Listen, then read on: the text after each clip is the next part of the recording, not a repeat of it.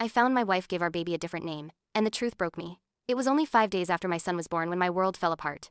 While sorting through hospital paperwork, I noticed something strange. The birth certificate didn't read Ethan Carter, the name my wife and I had agreed on. Instead, it said Michael Carter. Michael, my wife's ex-boyfriend's name.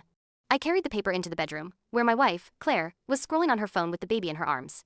"Claire, why does it say Michael?" I asked. She didn't flinch. "Last-minute change. Michael sounds better." "Like your ex?" Her lips curled into a smirk. "Surprised you caught that. But yes, because he's the father, not you." My chest hollowed out. She looked straight at me and said, "What are you going to do? Divorce me? This is a no-fault state. I get half no matter what. Stay and play dad, or leave, and pay." Then she turned back to her phone as if she'd just ordered lunch. I didn't argue. I walked out and called a DNA testing center. My second call was to a divorce attorney.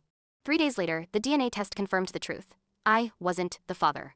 My lawyer, Anna Morales, laid it out plainly. This was paternity fraud, and Claire's arrogant words about taking half showed intent. We built our case quietly.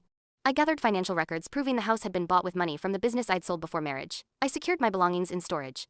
1 week later, while Claire was at a checkup with her mother, movers arrived. By noon, my things were gone. I left the divorce papers on the dining table with a note, all communication through my lawyer. Then I drove to my new apartment. The backlash was immediate. Dozens of calls, texts, even her sister showing up at my office to plead. They all said the same thing. "You're supposed to support her, even if the baby isn't yours."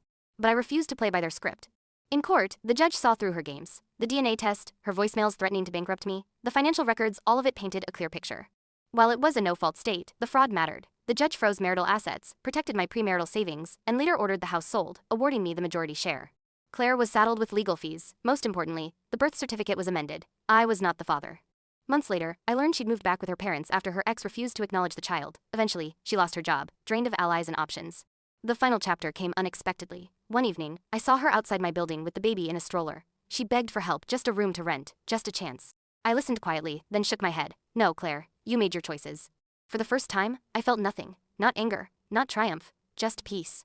The revenge wasn't in the court victory. It was in reclaiming my life and refusing to be her victim.